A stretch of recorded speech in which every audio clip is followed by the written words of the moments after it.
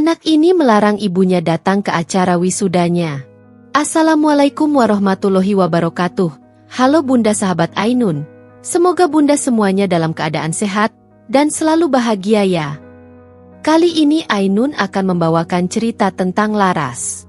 Laras, gadis desa anak penjual kayu bakar, berjuang keras hingga meraih beasiswa dan lulus sebagai sarjana terbaik. Namun, di balik prestasinya, ia menyembunyikan jati diri dan merasa malu pada ibunya yang sederhana. Ketika sang ibu datang ke kota untuk menghadiri wisuda tanpa diundang, Laras menolaknya. Tapi, sebelum Ainun lanjut, absen yuk Bunda, dari kota mana saja? Dan buat yang sudah like, komen dan subscribe semoga rezekinya dilancarkan ya. Yuk, langsung saja kita mulai kisahnya.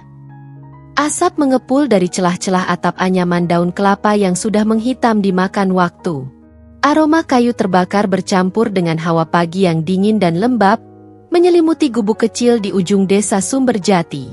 Di dalamnya, nyala api di tungku tanah mulai menyala, menari-nari lemah, menyentuh bayangan tembok bambu yang mulai lapuk. Disitulah Marni memulai harinya, seperti ribuan pagi sebelumnya. Perempuan parubaya itu duduk bersimpuh di lantai tanah, mengipas bara dengan tangan kanan, sementara tangan kirinya menahan seikat kayu yang akan dibawa ke pasar. Wajahnya keras dan terbakar matahari, namun dari sorot matanya yang gelap dan dalam, terselip kelembutan yang hanya dimiliki oleh seorang ibu yang rela mengorbankan segalanya demi anaknya. Rambutnya yang mulai memutih dikuncir seadanya. Kaos lengan panjang yang sudah luntur dan sarung batik yang penuh tambalan melekat di tubuh kurusnya. Sementara itu, di sisi lain ruangan, seorang anak perempuan kecil dengan seragam SD duduk di bangku kecil kayu, berusaha mengikat tali sepatu yang sudah mengelupas. Laras namanya. Usianya baru menginjak 9 tahun. Tapi raut wajahnya sudah memperlihatkan ketegaran yang jarang dimiliki anak-anak seusianya. Matanya tajam dan penuh semangat, kontras dengan tubuh kecil dan kurusnya. Ibu, sepatuku makin rusak, katanya pelan sambil menunjukkan sol sepatu yang mulai lepas. Marni menoleh. Ia memandangi sepatu itu sejenak, lalu tersenyum. Nanti malam ibu coba jahit lagi pakai benang karung. Yang penting kamu masih bisa jalan. Ya, nak. Laras mengangguk kecil.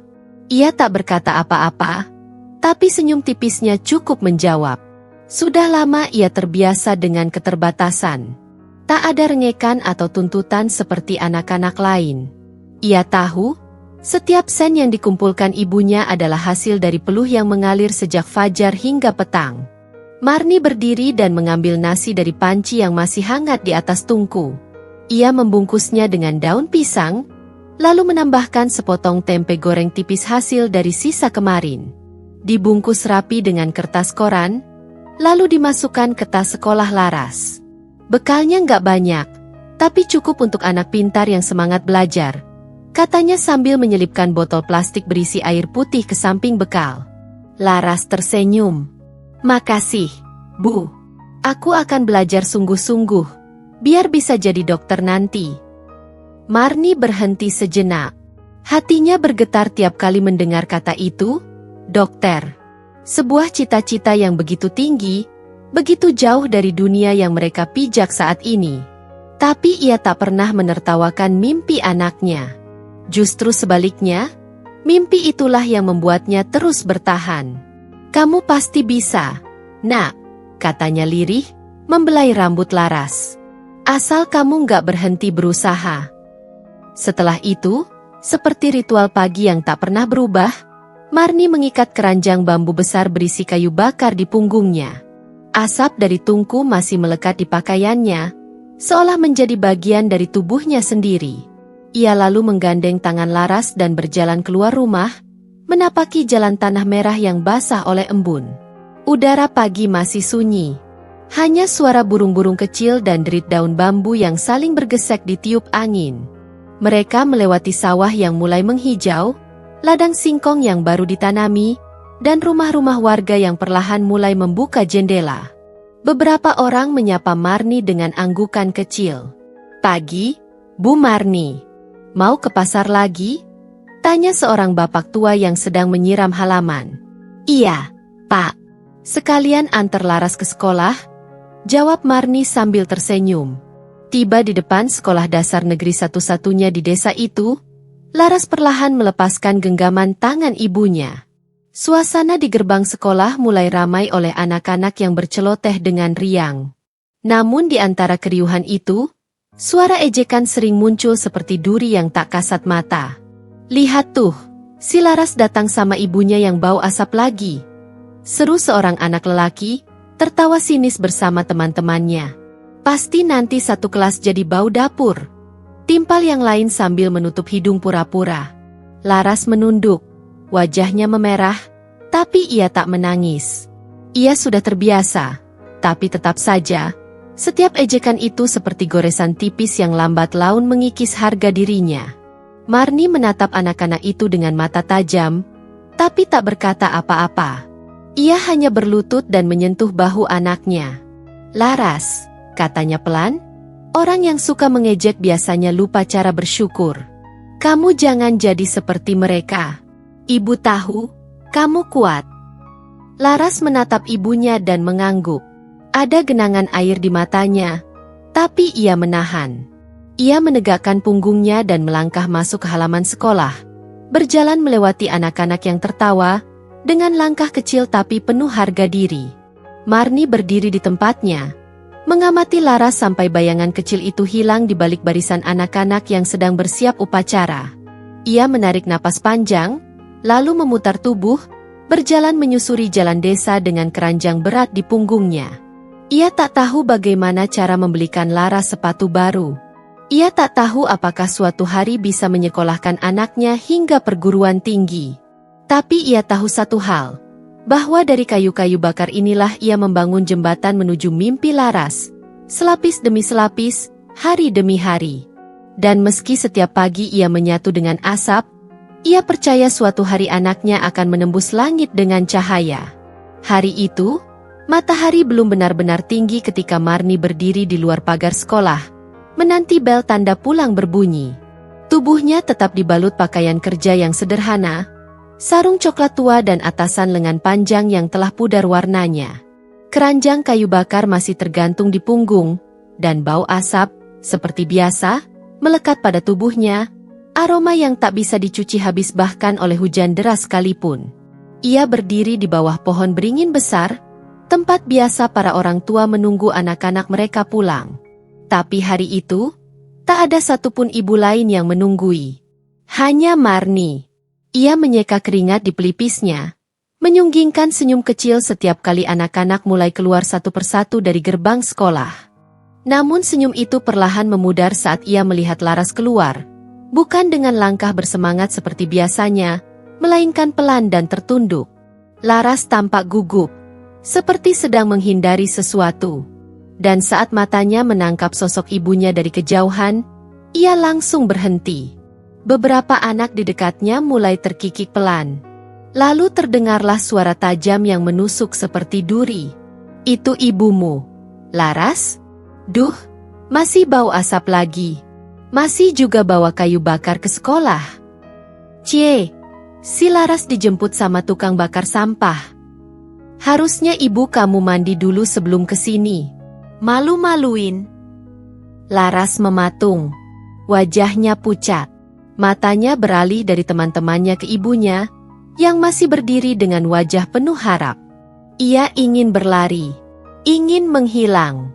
Ingin berteriak bahwa itu bukan ibunya. Tapi Marni sudah melambai. Tersenyum lebar, tak sadar bahwa anaknya sedang menahan air mata. Laras menunduk, berpaling, lalu berjalan menjauh, seolah tak melihat ibunya sama sekali. Laras? Panggil Marni, bingung.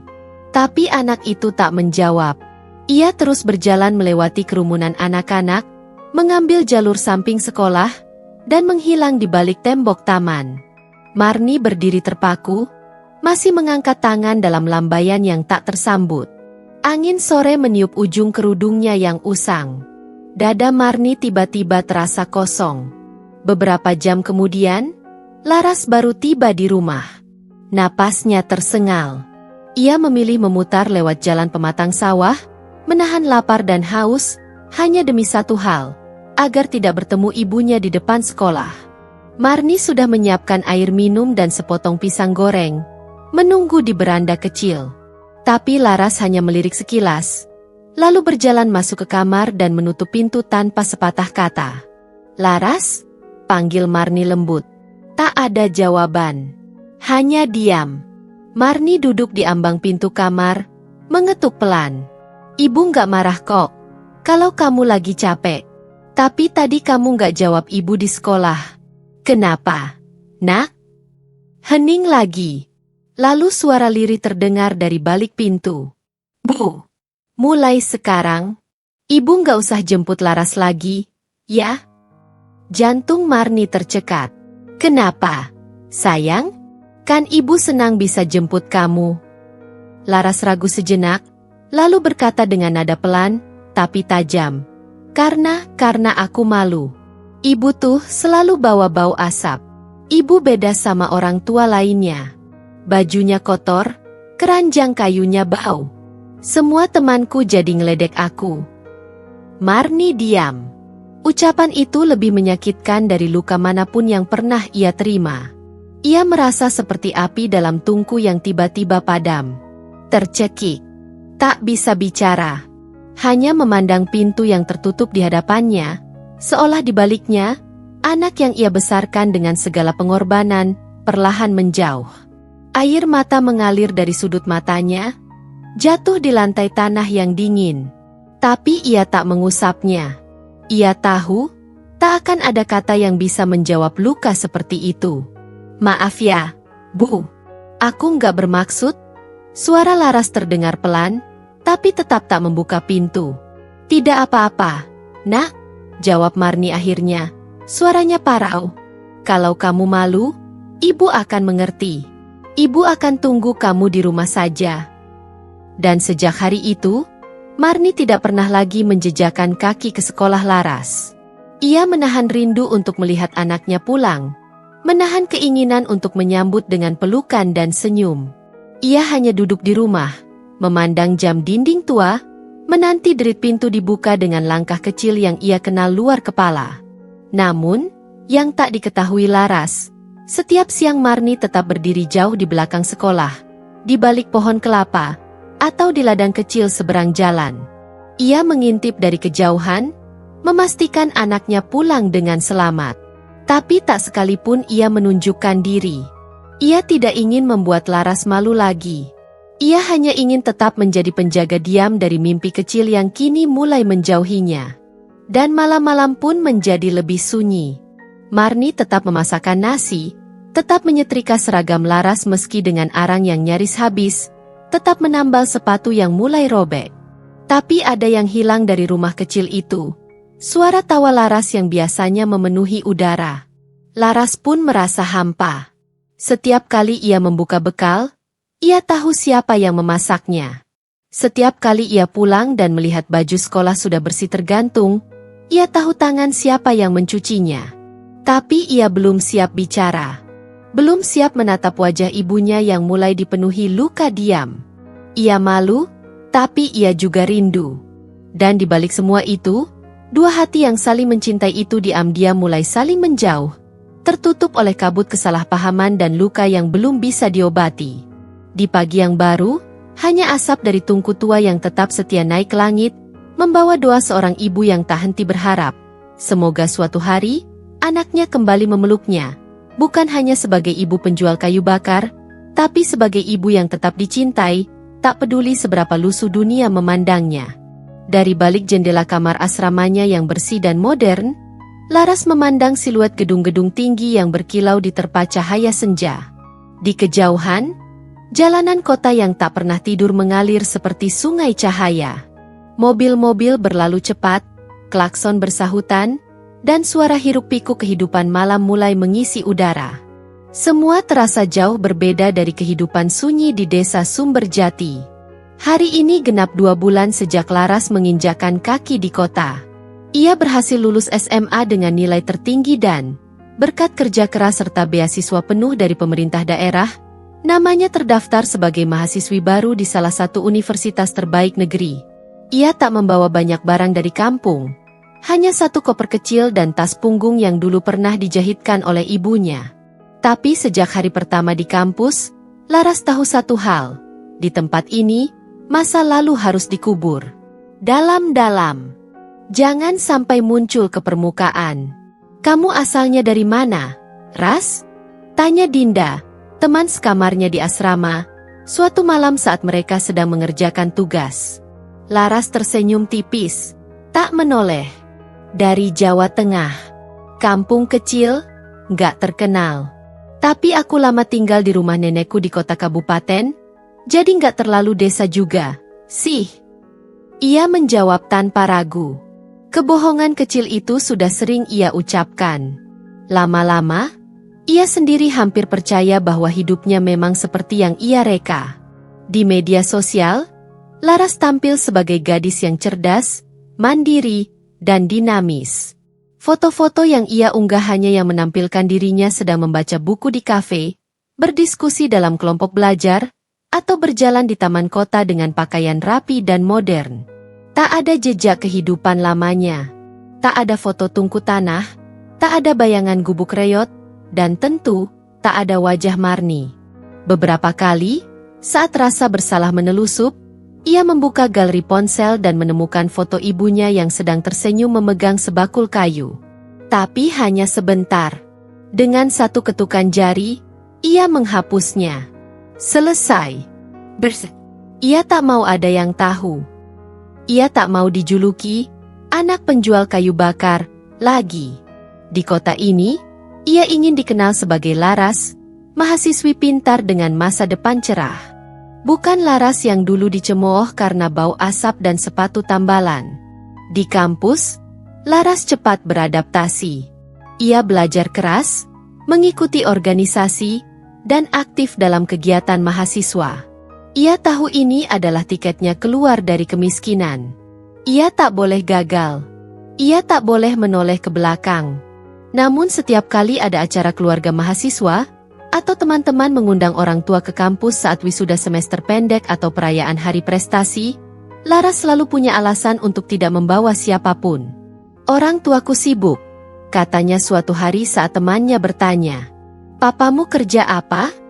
Tanya seorang teman laki-laki yang diam-diam menyukainya. Sudah meninggal. Mamaku buka usaha kecil di rumah.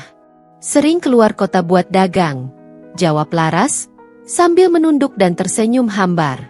Dan hari-hari terus bergulir. Laras menjelma menjadi seseorang yang diidolakan banyak orang. Rajin, tenang, rapi, dan selalu punya solusi di setiap masalah. Ia berhasil menciptakan citra sempurna yang nyaris tak bercela.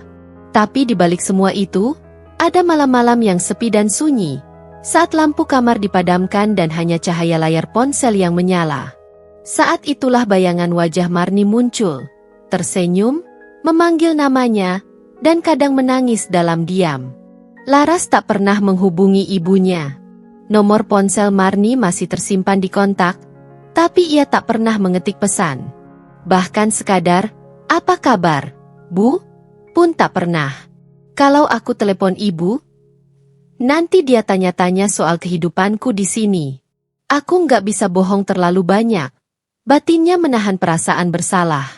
Dan setiap kali rindu membuncah, ia menenggelamkan dirinya dalam tugas, organisasi, atau sekadar menonton video motivasi tentang kesuksesan. Hingga pada suatu malam, saat ia sedang mengerjakan tugas akhir semester, ponselnya bergetar.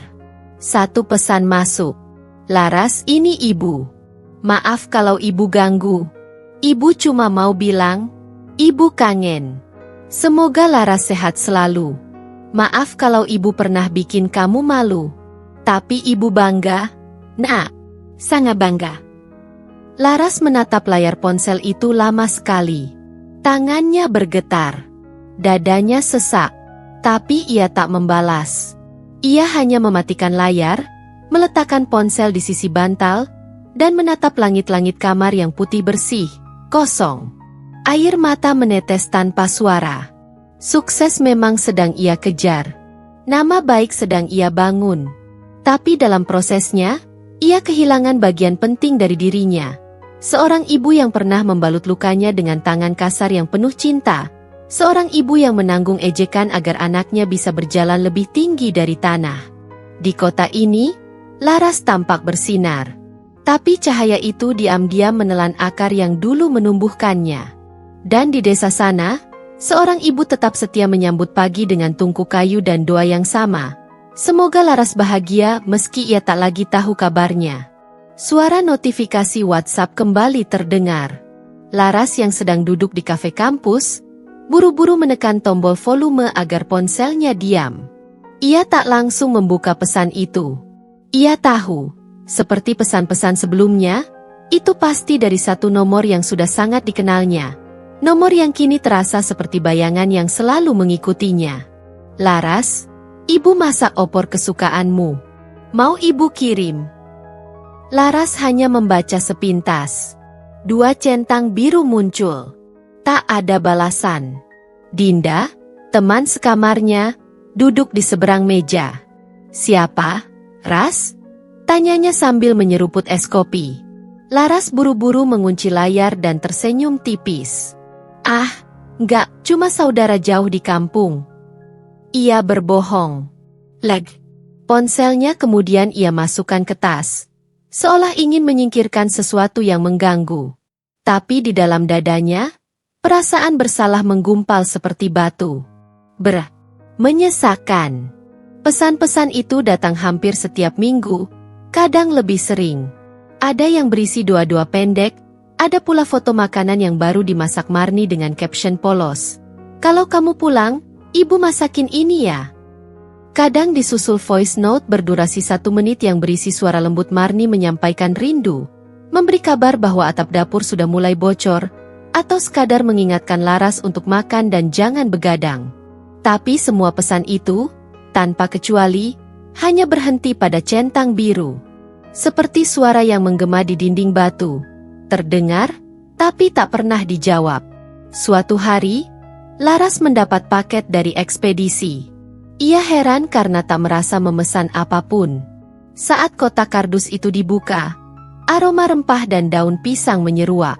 Di dalamnya ada sebungkus gudeg dalam wadah plastik, peyek udang, dan 1 stoples kecil berisi keripik pisang. Semuanya dikemas rapi. Ada selembar kertas kecil di atas tumpukan makanan itu, ditulis dengan pulpen biru di atas sobekan kertas buku tulis. Untuk Larasku tercinta, ini makanan kesukaanmu. Maaf kalau nggak enak lagi setelah perjalanan jauh. Ibu doakan kamu sehat, bahagia, dan tidak kesepian di kota besar. Jangan lupa makan, ya, ibumu. Laras terdiam lama. Ia membalik kertas itu. Ada noda minyak di salah satu ujungnya. Tangannya gemetar saat membacanya kembali, seolah hatinya tahu, ini bukan sekadar kiriman makanan, tapi titipan cinta yang melintasi jarak dan waktu. Namun hanya satu hal yang ia lakukan. Ia buru-buru menyembunyikan kotak itu ke bawah tempat tidur asrama. Tak ingin ada yang melihat. Tak ingin menjelaskan. Ia takut ada yang bertanya, ini dari siapa? Atau lebih buruk lagi, ibunya kamu masih jualan di kampung. Ketakutan itu bukan karena benci, tapi karena ia telah terlalu jauh menapaki jalan baru yang dibangun di atas citra palsu.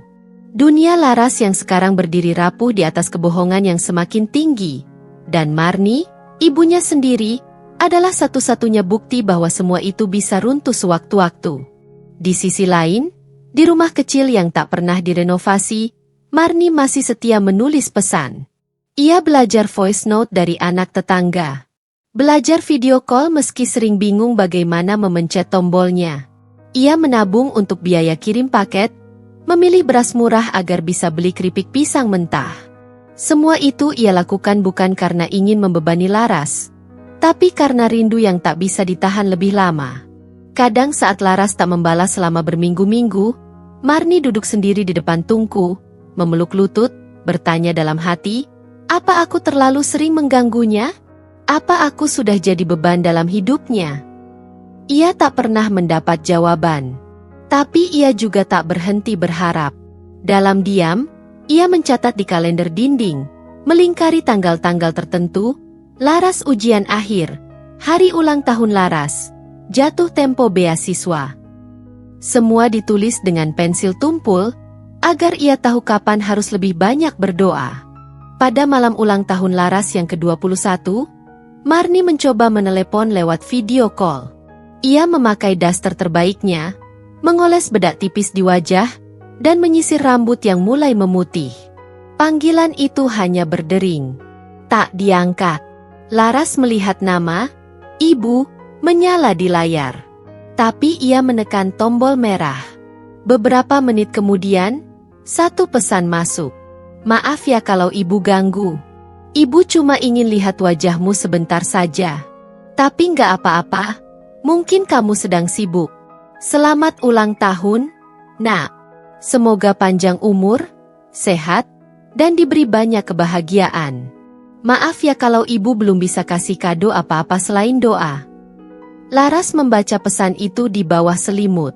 Ia menggigit bibirnya, menahan tangis yang mengendap di kerongkongan. Tapi ia tetap tak menjawab. Bukan karena tidak peduli, tapi karena ia belum cukup berani untuk mengakui satu hal yang paling menyakitkan, bahwa dalam mengejar impian, ia telah menelantarkan orang yang paling mencintainya tanpa syarat. Malam itu, Laras membuka galeri ponselnya. Ia mencari-cari foto lama. Foto di mana ia dan ibunya duduk berdua di depan rumah sambil makan gorengan. Dulu, ia pernah menghapus semuanya. Tapi satu foto ternyata tersimpan di cloud. Muncul kembali seperti hantu masa lalu. Laras memandangi foto itu lama. Di situ, ia sedang tersenyum lebar, memeluk Marni yang duduk bersimpu di tanah, mengenakan baju lusuh tapi wajahnya bersinar. Laras nyaris tak mengenali dirinya sendiri. Begitu polos, begitu bahagia. Dan malam itu, untuk pertama kalinya setelah sekian lama, Laras mengetik pesan. Bu. Tapi ia tak melanjutkan. Tangannya berhenti. Layar kembali gelap. Dan pesan itu pun menjadi pesan yang tak pernah dikirim. Sama seperti semua pesan Marni yang tak pernah dijawab. Sementara itu, di desa, Marni masih duduk di depan tungku. Matanya menatap kosong ke layar ponsel yang sudah mulai retak di pinggirannya, menunggu balasan dari anak gadisnya yang kini jauh di kota. Ia tak tahu apakah pesan-pesannya menyakitkan atau terlalu banyak.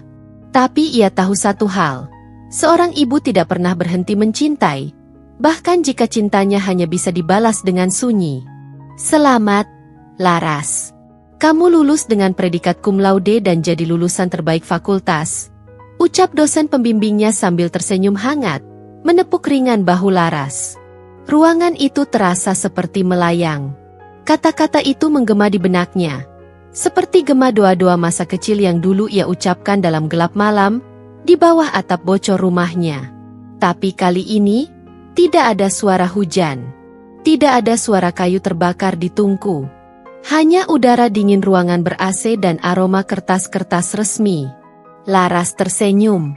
Ia mengucap terima kasih dengan suara tenang, sopan seperti biasa.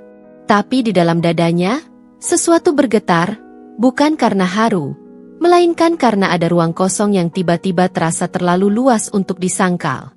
Di luar kampus, ia duduk di bangku taman sambil menggulir layar ponsel.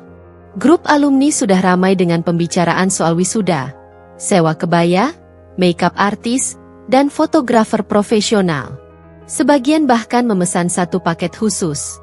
Wisuda glamor, foto elegan, memory forever. Laras diam sebentar. Lalu ia mulai mengecek akun Instagram para makeup artis.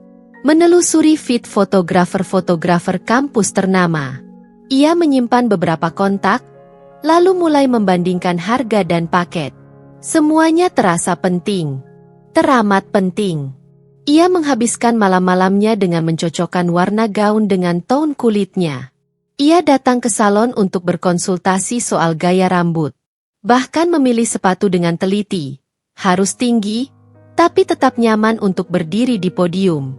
Ia ingin tampil sempurna. Hari itu akan menjadi puncak dari segala perjuangannya.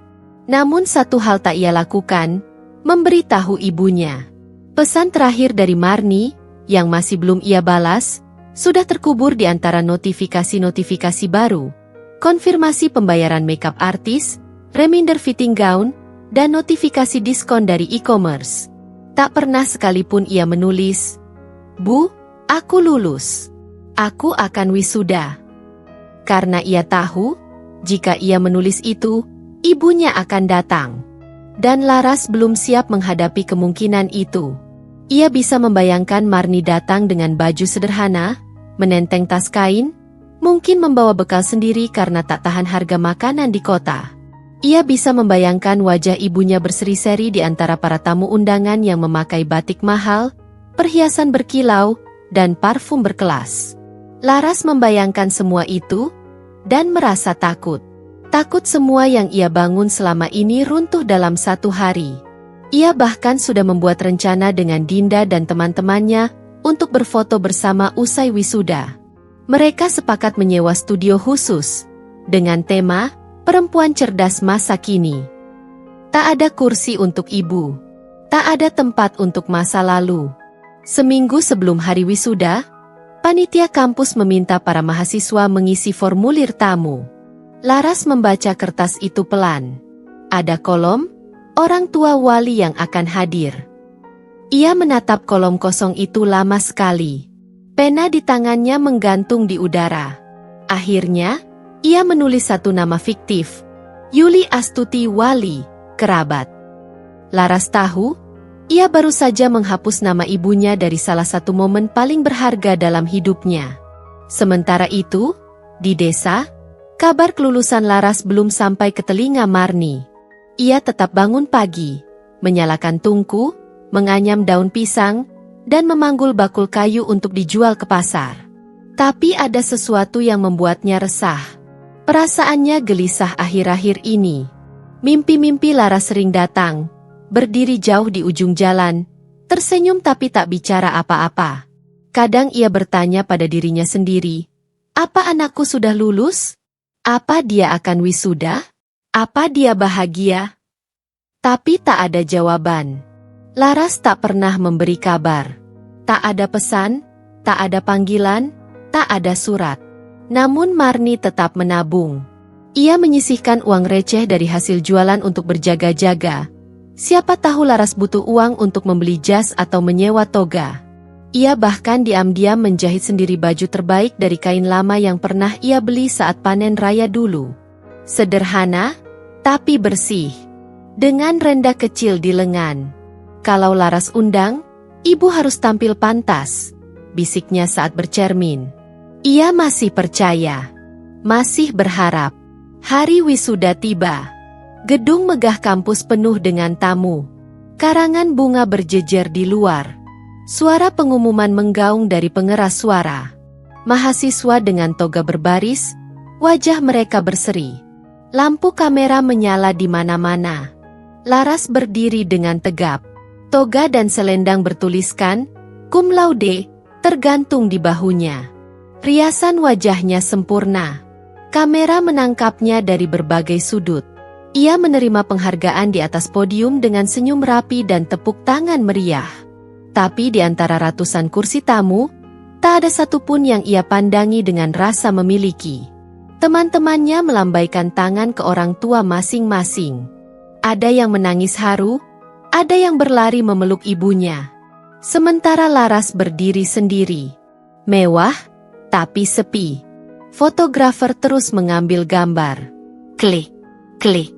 Laras tersenyum di depan kamera. Lalu pelan-pelan matanya berkaca-kaca. Sejenak, bayangan wajah ibunya muncul dalam benaknya. Wajah yang dulu menunduk di pinggir jalan dengan peluh menetes. Wajah yang membangunkannya subuh-subuh sambil berkata, sekolah yang rajin ya, nak, biar nanti jadi orang sukses. Dan hari ini, Laras telah sukses. Tapi wajah itu tak ada di sini. Malamnya, saat semua teman sibuk berpesta, Laras duduk sendiri di halte dekat kampus. Ia membuka ponselnya. Mengetik satu pesan. Bu, aku lulus. Aku sudah wisuda hari ini. Maaf aku nggak bilang dari awal. Maaf. Lalu ia diam, menatap layar. Tapi lagi-lagi, pesan itu tak pernah dikirim. Ia menghapusnya. Dan malam itu, di tengah gegap gempita keberhasilan, Laras pulang ke kamar asrama, melepas gaun dan make-upnya perlahan, menangis dalam diam. Bukan karena ia sedih, tapi karena ia mulai sadar bahwa kemenangan yang tidak bisa dibagi dengan orang yang paling mencintainya terasa hampa. Di desa, Marni duduk di teras rumah. Di tangannya ada baju yang ia jahit sendiri, masih disetrika rapi. Di pangkuannya, ponsel kecil yang tak pernah berdering. Ia tersenyum sambil menatap bulan, lalu berbisik pelan, "Mungkin Laras terlalu sibuk ya, Gusti, tapi ibu tahu, dia pasti sudah jadi orang hebat." Berita itu datang dari mulut seorang tetangga muda yang hobi main ponsel. "Bu Marni, itu Laras, ya? Saya lihat di Instagram temannya. Wisuda di kampus kota. Hebat, Bu," katanya suatu pagi sambil menunjukkan layar ponsel pada Marni yang tengah menata ikatan kayu bakar. Marni memicingkan mata, mendekat perlahan. Di layar, ia melihat Laras berdiri anggun dalam toga hitam dan selendang emas. Senyumnya lebar, wajahnya bersinar, dan di belakangnya tampak gedung kampus yang megah dihiasi karangan bunga. Marni menelan ludah. Dadanya sesak, antara haru, senang, dan getir. Air mata mengambang di pelupuk, tapi tak tumpah. "Laras, anakku," bisiknya lirih. Sejenak, ia terdiam. Lalu seakan mendapat cahaya dari langit, ia berdiri cepat dan mulai membereskan kayu bakarnya. Hari itu, Marni menjual semua ikatan kayu dengan semangat yang berbeda. Ia bahkan menawarkan ke rumah-rumah tetangga sambil tersenyum. Sore harinya, ia mengeluarkan kaleng tabungan yang disembunyikannya di bawah dipan. Uang receh yang dikumpulkannya bertahun-tahun ia hitung dengan jari gemetar. Cukup atau tidak, ia akan berangkat. Ia ingin memberi kejutan. Bukan untuk membuat Laras malu, tapi untuk memperlihatkan bahwa di hari sebesar itu, seorang ibu tetap harus hadir. Meski hanya duduk di pojok, meski hanya dari kejauhan. Malam itu, ia menjahit ulang kebaya lamanya. Benang yang menipis ia ganti dengan benang baru pinjaman dari Bu Lurah. Ia menyetrika kain jarik terbaiknya, meminjam sepatu dari tetangga sebelah, bahkan menyisihkan uang untuk membeli sedikit bedak dan sisir rambut. Pagi-pagi buta, Marni menumpang ojek ke terminal. Ia membawa tas kain berisi kebaya, sedikit bekal, dan seikat kecil bunga liar yang ia petik sendiri di kebun belakang rumah. "Kalau nanti Laras lihat bunga ini, pasti dia tahu, ini dari halaman kita," gumamnya sambil tersenyum. Perjalanan ke kota memakan waktu lama. Bus penuh sesak dan pengap. Tapi Marni tak mengeluh. Ia duduk diam di pojok kursi belakang, memeluk tasnya erat-erat. Sesampainya di kota, ia sedikit bingung. Gedung-gedung tinggi, orang-orang berjalan cepat, dan kendaraan berseliweran tak kenal waktu.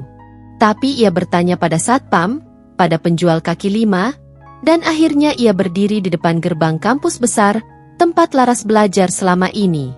Ia menghela napas. Matanya berkeliling. Banyak orang tua berdatangan. Sebagian membawa kamera. Sebagian menangis bahagia sambil memeluk anak-anak mereka yang sudah mengenakan toga. Marni menunduk sebentar, lalu membuka tasnya dan berganti baju di toilet umum kecil di samping kampus. Ia mengenakan kebaya sederhana berwarna coklat tua, kain jarik batik, dan sepatu usang yang sudah lama tak dipakai. Sambil menggenggam bunga liar, ia masuk ke area kampus dengan langkah pelan. Tak ada yang memperhatikannya, tak ada yang mengenalnya, tapi matanya terus mencari satu wajah, Laras. Di pelataran aula wisuda, Laras sedang sibuk berfoto dengan teman-teman dan dosen. Wajahnya berseri, senyumnya penuh percaya diri. Ia berdiri tegak, anggun, modern. Lalu di antara kerumunan, sepasang mata tua mengenalnya lebih dulu. Marni berdiri jauh di bawah tangga aula. Tubuhnya kecil di antara para tamu yang glamor. Ia tak memanggil. Ia hanya berdiri dengan tangan gemetar, memegang bunga. Senyumnya mengembang pelan, seperti seorang ibu yang akhirnya melihat langit terang setelah lama terjebak hujan. Namun saat matanya menangkap wajah Laras, hatinya perlahan-lahan menghangat lalu menciut. Laras tampak bahagia, tapi di sekitarnya tidak ada tempat kosong. Tidak ada ruang untuk seseorang seperti dirinya. Dan ketika Marni akhirnya memberanikan diri melangkah lebih dekat, sekelompok mahasiswa melirik ke arahnya. Ada ibu-ibu siapa tuh? Kayak nyasar deh. Gila, ngapain ke wisuda pakai jari gitu? Tawa kecil terdengar, menggigit. Laras yang tengah berpose mendengar suara-suara itu. Ia menoleh, dan matanya bertemu pandangan Marni. Untuk sepersekian detik, waktu seakan berhenti. Tapi yang terjadi setelah itu, bukan pelukan. Bukan senyum bahagia.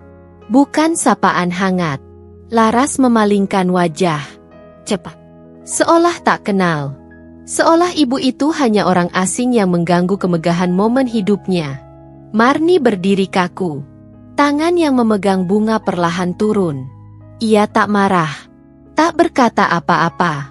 Ia hanya memutar badan, berjalan pelan menjauh dari kerumunan, lalu duduk di bangku taman kampus yang rindang. Ia menatap bunga di tangannya. Lalu tersenyum kecil. Meski air mata mengalir pelan di pipinya yang mulai keriput. Laras sudah jadi orang hebat. Ibu nggak mau bikin dia malu. Gumamnya. Ia duduk cukup lama. Hingga sorak-sorai wisuda mereda. Hingga langit mulai jingga. Sebelum pulang, ia menyelipkan bunga itu ke bawah bangku taman. Meninggalkan jejak kecil. Dan dengan langkah lelah, ia kembali ke terminal. Membawa kebaya yang sudah sedikit kusut dan hati yang separuh patah. Namun tetap penuh cinta. Di malam yang sama, Laras membuka Instagram. Ia melihat semua foto, tawa, pelukan, sukses. Tapi di satu foto, pandangannya tertumbuk. Ada seseorang di latar belakang. Seorang wanita tua, berdiri di bawah tangga, memegang bunga liar. Hatinya tercekat, tangannya gemetar. Dan malam itu, untuk pertama kalinya, Laras menangis bukan karena rindu, tapi karena malu pada dirinya sendiri. Laras menatap layar ponselnya dengan jantung berdegup kencang. Pesan masuk dari nomor ibunya yang sama sekali tak ia harapkan. Aku sudah di kota. Nak, besok ibu ingin ketemu. Seketika itu, kepanikan merayapi seluruh tubuhnya. Suara napasnya terengah, dan tangan yang seharusnya kuat kini gemetar saat ia mengangkat telepon. Bu, suara Laras terdengar tegang. Berusaha menahan rasa malu yang menusuk tulang. Tolong, jangan datang ke kampus. Ya, aku takut teman-temanku tahu. Aku sudah bilang kan, aku ingin semuanya berjalan sempurna. Di ujung sana, suara Marni hening sejenak. Lalu ia berbisik, seolah suaranya pecah oleh beban yang terlalu berat. Nah, ibu cuma ingin melihat kamu sekali saja. Tidak lebih. Laras menarik napas panjang, nadanya berubah dingin. Ibu jangan buat aku malu. Aku mohon. Aku sudah susah payah di sini. Aku ingin hidup baru. Tolong hargai itu. Marni menutup telepon dengan perlahan, menatap kosong ke jalanan basah karena hujan rintik. Di pangkalan ojek, di bawah rimbunnya pohon besar, ia duduk terdiam. Air mata jatuh tanpa suara, membasahi pipi keriput yang penuh perjuangan. Ia tahu, bukan hanya kata-kata dingin yang ia terima, tapi juga jarak yang semakin dalam di antara mereka. Ia teringat malam-malam panjang saat Laras kecil, yang selalu ia bangunkan untuk belajar. Ingatan saat menahan lapar demi uang sekolah anaknya. Semua jerih payah yang kini terasa sia-sia. Tapi ibu tetap ingin datang. Batinnya dalam hati, meski mulutnya hanya berbisik pelan, meski kau marah, meski kau menolak, ibu adalah ibu. Dan ibu takkan pernah pergi. Sementara itu, Di kamar asrama, Laras membungkam perasaan yang bergejolak. Air mata mengalir tanpa suara, campur aduk antara rasa bersalah dan kebanggaan yang ingin dipertahankan dengan keras kepala. Ia merasa terjebak di antara dua dunia. Satu yang penuh kenangan dan kasih sayang seorang ibu, dan satu lagi yang menjanjikan kesuksesan dan citra yang selama ini ia perjuangkan. Namun kini, bayangan ibu yang duduk termenung di pangkalan ojek itu mulai menghantui pikirannya, menembus dinding-dinding pelindung yang ia buat rapat-rapat selama ini.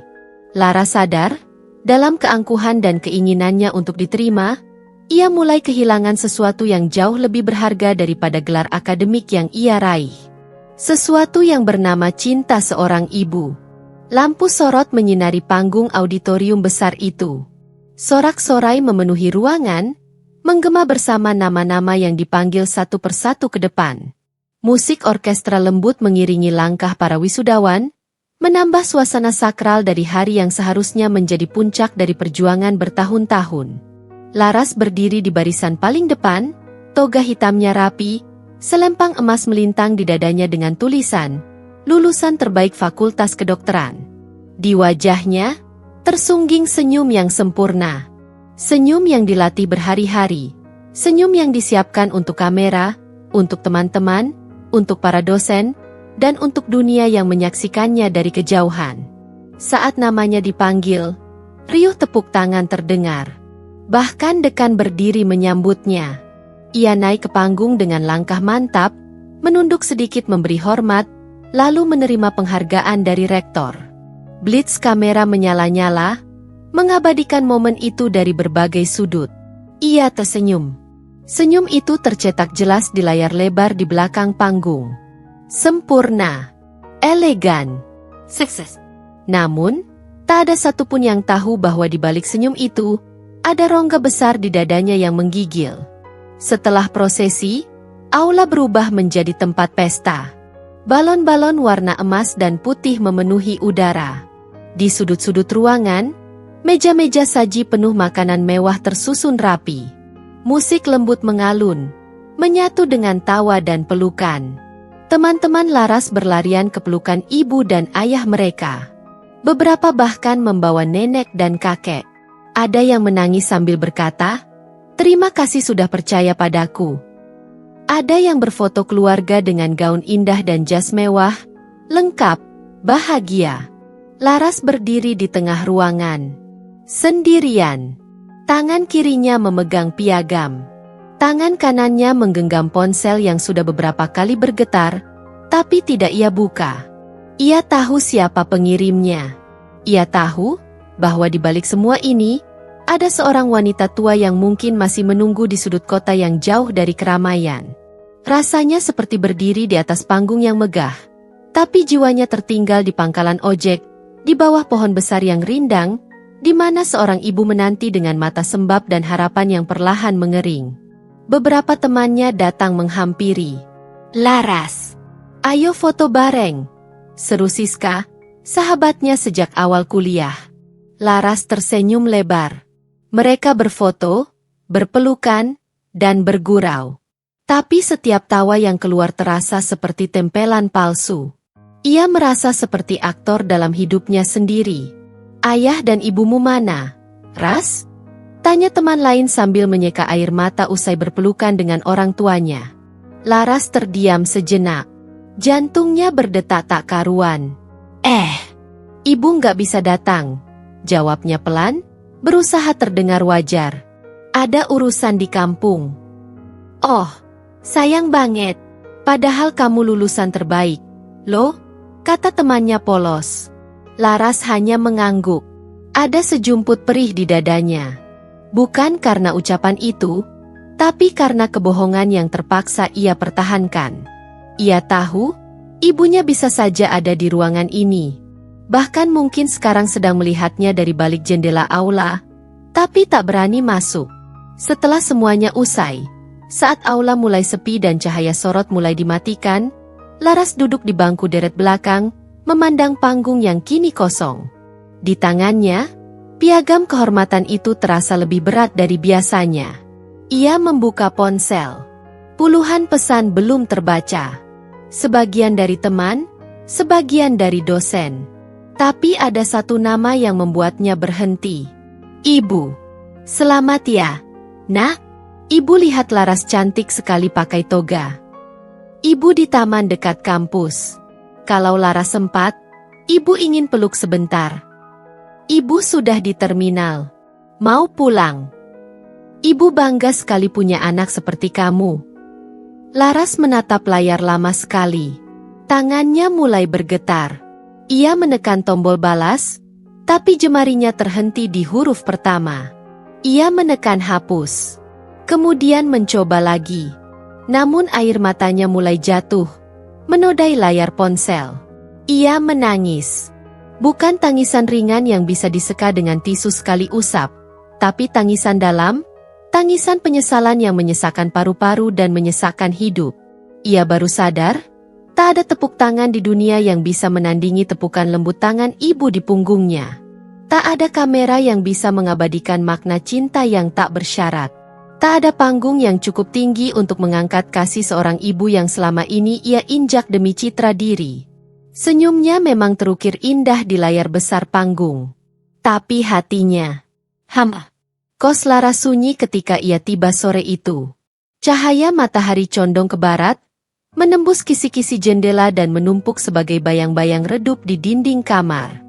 Gaun wisuda masih tergantung di belakang pintu, piagam penghargaan bersandar di meja belajar, tapi sorot matanya kosong, seperti semua pencapaian itu telah kehilangan maknanya. Di atas meja, ada sebuah paket kecil berbungkus kertas coklat dan dibalut benang rafia tipis. Tidak berat, tapi ketika Laras menyentuhnya, terasa seperti batu besar menghantam dadanya. Di sudut amplopnya tertulis tulisan tangan yang sangat ia kenal. Untuk Laras, anak ibu. Dari Marni. Tangannya gemetar saat membuka bungkusan itu. Di dalamnya, tak banyak. Hanya sebuah selendang tipis berwarna abu-abu kehitaman. Sedikit lusuh, dengan bekas asap dan debu yang seolah tak pernah benar-benar bisa hilang. Selendang itu adalah yang biasa dipakai ibunya saat mengangkat kayu bakar, mengikat rambutnya saat hujan turun, atau menyeka peluh kala panas menyengat. Laras menatapnya lama. Lalu ia mencium ujung selendang itu. Aroma tanah, asap, dan sabun cuci murahan menguar samar. Aroma masa kecil. Aroma rumah. Aroma ibu. Matanya panas. Ia tak tahu kapan air mata itu mulai jatuh. Ia hanya sadar bahwa dadanya kini basah oleh isak yang tertahan selama terlalu lama.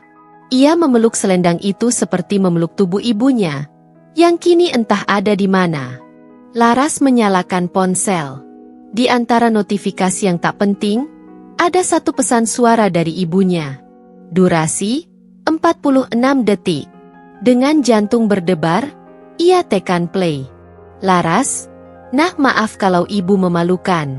Maaf kalau ibu nggak pantas duduk di kursi tamu tempat orang tua hebat itu. Tapi kamu tetap kebanggaan ibu. Selalu. Dari kamu kecil, kamu sudah pintar, rajin. Ibu nggak pernah bisa ngasih kamu baju bagus, atau hadiah ulang tahun. Tapi ibu percaya kamu bisa lebih dari ibu, dan sekarang kamu sudah buktikan. Selendang ini ibu titip biar kamu ingat. Kamu besar bukan karena mimpi doang, tapi karena cinta ibu, yang kamu injak-injak juga nggak apa-apa. Ibu ikhlas, asal kamu bahagia. Hati-hati di kota ya, Nak. Laras jatuh terduduk di lantai. Ia menangis terisak. Terluka bukan karena dihina orang lain, tetapi karena telah menyakiti satu-satunya orang yang selalu mencintainya dalam bentuk paling tulus dan kasar. Dengan peluh, pengorbanan, dan pengabaian terhadap dirinya sendiri. Ia merasa seperti monster. Beberapa jam kemudian, ponselnya berbunyi kembali. Kali ini, sebuah video berdurasi hampir 2 menit. Pengirim, nomor tidak dikenal. Judul, Dari Desa, untuk Laras. Dengan tangan masih gemetar, Laras memutar video itu. Tampak ibu-ibu kampung duduk melingkar di depan rumah tua berdinding papan. Ada beberapa tetangga yang Laras kenal. Lalu kamera bergeser, dan tampak Marni sedang berdiri di tengah halaman. Tersenyum kaku, seakan disuruh oleh seseorang untuk berdiri di situ. "Kami semua bangga sama Laras," seru salah satu tetangga sambil tertawa. Marni tertunduk malu. Ia lalu mengangkat kepalanya dan berkata pelan tapi jelas, "Anakku Laras, sekarang sudah jadi dokter lulusan terbaik. Meski ibu nggak bisa masuk kampus, nggak apa-apa. Ibu sudah lihat fotonya dari depan pagar. Cantik banget kamu. Nah, ibu bawa bunga. Tapi kamu udah pulang katanya. Jadi ibu titip aja ke satpam." Ia tertawa kecil, hambar. "Nggak usah mikir ibu. Kamu terus aja kejar mimpi. Ibu doain terus dari sini, dari rumah kita, dari desa kecil kita." Di akhir video, kamera memperlihatkan halaman rumah mereka di desa, rumah papan yang penuh lubang, dengan tumpukan kayu bakar di sudutnya. Di teras, ada bangku reot dan ember plastik berisi pakaian cucian. Laras tak bisa menahan dirinya. Ia menjerit dalam tangis. Tubuhnya ambruk, wajahnya basah dan memucat. Ia baru menyadari sesuatu yang selama ini ia tutupi, ia buang jauh-jauh. Bahwa akar dari semua keberhasilannya adalah wanita yang kini berdiri di video itu. Dengan senyum sederhana, tatapan lembut, dan cinta yang tak pernah meminta balas. Dan kini, ia takut sudah terlalu terlambat. Malam itu, angin kota menghempas jendela kamar kos Laras dengan lirih. Tapi di dalam kamar sempit berukuran 3x3 meter itu, badai justru tengah berkecamuk dalam dada seorang gadis yang baru saja mengukir prestasi tertinggi dalam hidupnya. Laras duduk memeluk selendang ibunya yang mulai basah oleh air mata.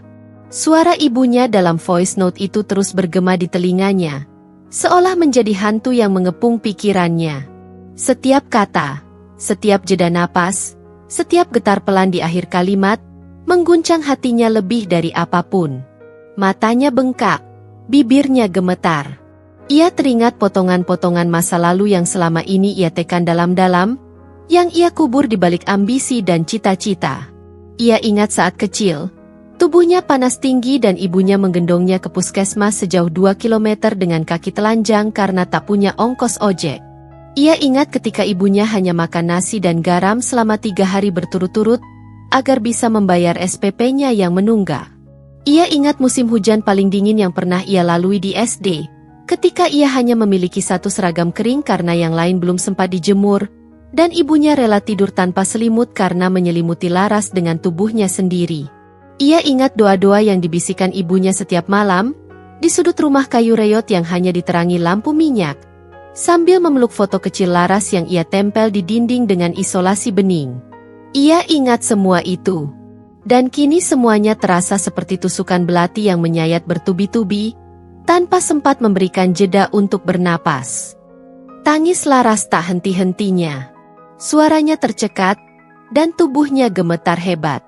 Pukul 2 dini hari, ia duduk di lantai dengan kepala bersandar di dinding, matanya merah dan kosong. Tiba-tiba ia bangkit. Dengan tangan gemetar, ia membuka laci lemari dan mengeluarkan sebuah kotak kecil.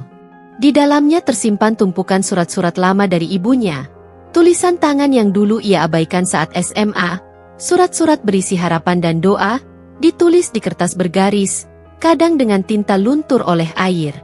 Satu demi satu ia baca. Tangisnya tak tertahan. Ada surat yang ditulis saat Laras diterima di SMP negeri favorit. "Ibu nggak bisa baca buku pelajaranmu, nah, tapi ibu tahu kamu anak pintar. Ibu titip kamu sama Allah, biar kamu selalu semangat." Ada surat yang ditulis saat Laras ulang tahun ke-17. "Ibu nggak bisa belikan kamu kue atau kado, tapi ibu masak sayur kesukaanmu. Maaf ya, cuma itu yang ibu bisa." Laras mendekap surat-surat itu. Di antara lembaran terakhir, ia menemukan satu surat yang belum pernah ia buka. Tanggal di sudutnya. Seminggu setelah Laras dinyatakan lulus kuliah. Dengan napas tertahan, ia membuka surat itu. "Laras sayang, ibu tahu kamu malu punya ibu seperti ibu. Tapi ibu nggak pernah malu punya kamu. Ibu bangga. Ibu tahu, satu hari nanti, Laras akan jadi orang hebat. Tapi ibu cuma ingin kamu tahu, bahwa sehebat-hebatnya dunia memuji kamu, tidak akan pernah bisa menyamai pujian dari hati ibu yang mencintaimu tanpa syarat. Api di tungku ibu mungkin kecil, tapi dari sanalah kamu tumbuh. Api itu nggak pernah padam, meski Laras sekarang tak lagi melihatnya. Jaga dirimu baik-baik ya. Nah, jangan lupa pulang. Surat itu seperti kilat menyambar ke dalam hatinya. Api yang tak pernah padam. Kalimat itu terngiang-ngiang. Ya, ibunya adalah api kecil itu, yang menghangatkan, yang membakar kayu demi secangkir air hangat untuk anaknya, yang menyala terus meski diterpa hujan, angin, dan bahkan kebekuan hati dari darah dagingnya sendiri. Pagi mulai merayap perlahan. Burung-burung belum berkicau, langit masih kelabu. Tapi Laras sudah berdiri di depan cermin. Wajahnya pucat, rambutnya acak-acakan, tapi ada tekad di matanya. Ia membuka lemari, memasukkan piagamnya ke dalam map, lalu mengambil selendang ibunya dan melipatnya rapi. Ia keluarkan koper kecil, memasukkan beberapa pakaian. Ia ambil ponselnya, membuka aplikasi pemesanan tiket, dan membeli satu kursi paling pagi menuju terminal antar kota. Ia tahu kemana ia harus pulang. Ia tahu, tak ada pencapaian yang sempurna sebelum dipeluk oleh orang yang paling berjasa di dunia. Ia tahu, api yang ia padamkan itu harus ia kunjungi kembali. Sebelum benar-benar padam. Perjalanan pulang Laras terasa seperti ziarah jiwa.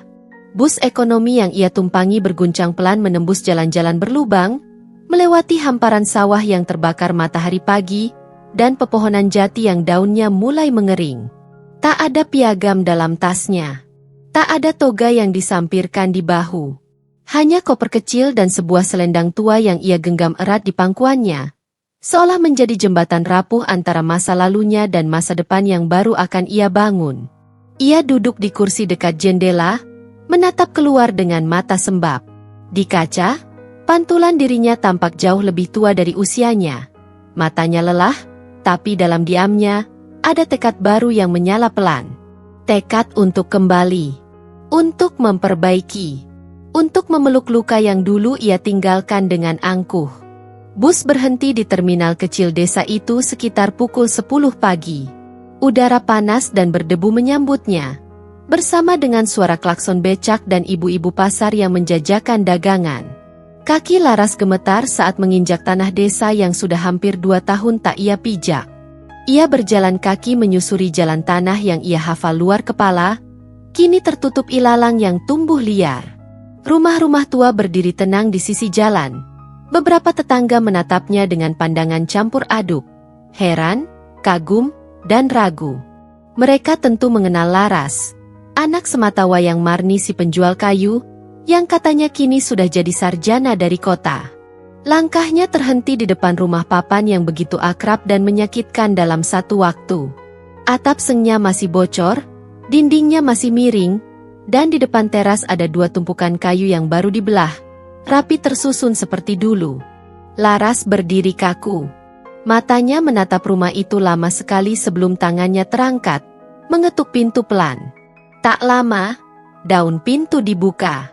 Marni berdiri di ambang dengan wajah terkejut. Tubuhnya sedikit membungkuk, dan tangan masih memegang sapu lidi.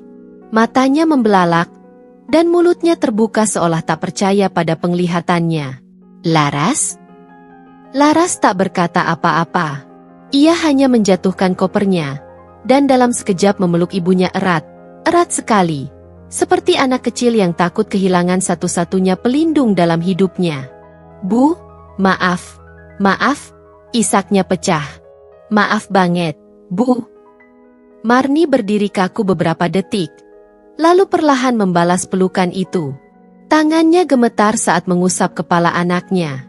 Wajahnya basah, tapi bukan karena tangis yang meledak, melainkan air mata yang jatuh pelan-pelan, air mata dari hati seorang ibu yang akhirnya dipeluk kembali, setelah sekian lama hanya memeluk bayangan. Sudah, Nak?